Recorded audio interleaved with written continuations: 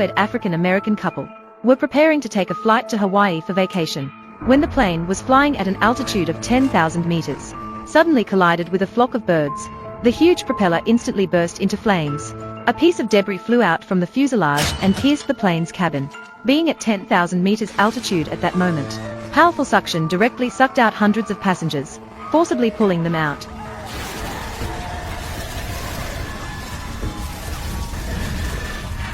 The man tried his best to grab the seat armrest to control his body. The flight attendant hurried forward to help, but due to the immense external suction, the two of them ultimately couldn't escape. Amidst intense turbulence, the plane crashed into the ocean. The passengers, who were wearing seat belts inside, luckily survived, although they narrowly escaped disaster for the time being. But at this moment, the plane is sinking rapidly towards the seabed. They could only watch helplessly as seawater kept pouring into the cabin. Fortunately, when the plane passed over a trench, it collided with rocks. The intense shockwave brought the plane to a halt. The passengers inside were so scared that they dared not even breathe, because seawater could flood the entire cabin at any moment, and the oxygen inside was also very thin. They stayed put as much as possible, waiting for rescue from outside. "Are you okay?" Curly reassured Blackie not to worry. He is the captain of the plane. They will definitely leave here alive. At this moment, a violent crashing sound came from the water. Immediately after, a little girl crawled out from inside. They are passengers in the first-class cabin of the plane.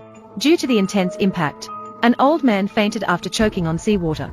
The captain immediately came to the old man's side to administer first aid. Fortunately, the rescue was timely. The old man woke up from unconsciousness after spitting out seawater. After resting for a moment, the crowd gathered together to discuss how to escape from here. The leader, a chubby man, mentioned that they were currently in a sealed space. Although temporarily safe, the oxygen inside could not last long. Soon they would suffocate due to difficulty breathing.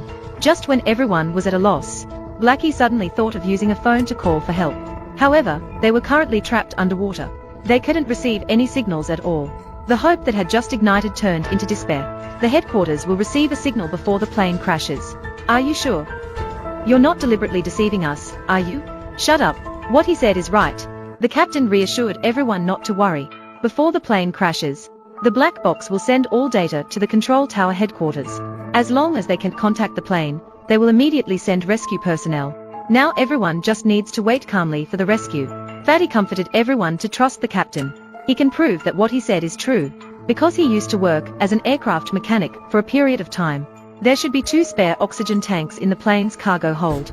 The captain hurriedly ran in when he saw the situation. Unexpectedly, there were indeed 2 tanks inside. Unfortunately, both tanks were empty. The airline, in order to save money, deliberately used empty tanks to pass inspections. They didn't expect an accident to actually happen this time. "There is a man. I saw him carrying a small oxygen tank." The old man said that when he boarded the plane earlier, the passenger in front of her had a small oxygen tank. Maybe it can be used as an emergency measure. The fat man looked towards the first-class cabin. It was completely submerged in seawater. It seems that he can only take the risk of going there to try his luck. Under the expectations of everyone, the fat man dived into the water. Inside were the bodies of the victims everywhere. He entered the first-class cabin following the aisle. Inside, there was indeed a passenger with an oxygen tank. He drowned in the seawater. So the fat man unbuckled the seatbelt and pulled out the oxygen tank inside. Just as he was about to go back, a shark suddenly rushed out of the water. It bit the fat man's thigh and tore open a bloody wound. The smell of blood filled the entire cabin. Everyone saw bubbles continuously rising from underwater. So they all speculated whether the fat man was in danger. The next second, the injured fat man swam out of the water. He handed the oxygen tank to everyone. Black girl reached out her right hand and pulled him up. But the fat guy refused black girl, because his thigh was bitten by a shark and blood was flowing out continuously. He didn't want to waste the oxygen inside. "Come up, let's escape together. I don't have that chance anymore." The fat guy had just finished speaking. The shark in the water bit his thigh and dragged him down. Everyone was startled. The fat guy is really a great person. At the same time, the tower headquarters discovered the plane lost contact. So they immediately dispatched professionals to search and rescue the plane. Arriving at the location of the black box, the diver jumped straight down. Not long after, they found the wreckage of the plane sunk on the seabed. Through the glass on the window, Black Girl and her group found the rescuers who came to rescue them. They kept waving to each other, but just then, Haymai noticed a fierce shark behind the diver. She quickly signaled that there was danger behind, but the diver couldn't understand what Haymai was saying at all. The next moment, the diver was dragged to the seabed by the shark and became its meal. Haymai and her group were shocked. The seawater outside was continuously flooding into the cabin. It seemed they could only rely on themselves. The boyfriend wanted to try swimming out with the only oxygen tank, but Haymai thought his actions were very selfish. The oxygen tank was everyone's last hope. He couldn't do that. The oxygen tank of the diver, who was just eaten by the shark, must have been left nearby. If they could find it, it could definitely last a long time. So Haymai and her boyfriend dived into the water, searched around. They did not find any trace of the oxygen tank. Just as Haymai climbed back, her boyfriend slipped and fell accidentally. A shark hiding in the dark seized the opportunity to bite his thigh. Eventually, her boyfriend also became prey in the shark's mouth, opened the valve of the luggage compartment. The captain said there should be some escape equipment inside. If they were lucky, they might be able to escape. Took the flare from the captain's hand.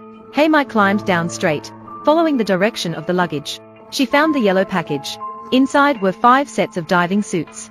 This could just save the 5 of them, so everyone put them on according to their sizes. Meanwhile, the plane could not withstand the underwater pressure for much longer. They needed to speed up. At the moment the plane's nose dropped, Haymai led everyone out. But strangely, the old man did not follow the group, and chose to stay behind. It turned out her husband was also on the same flight, but unfortunately died in the accident. She wanted to stay and be with him. Meanwhile, things were not going smoothly for Haymai either.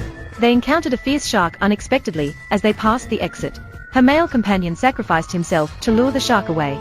After the shark left, Haymai inflated her life jacket and swam to the surface. Rescuers on the shore threw out a lifeline and saved her. In the end, out of over 200 passengers, only Haymai and the little girl with the captain survived.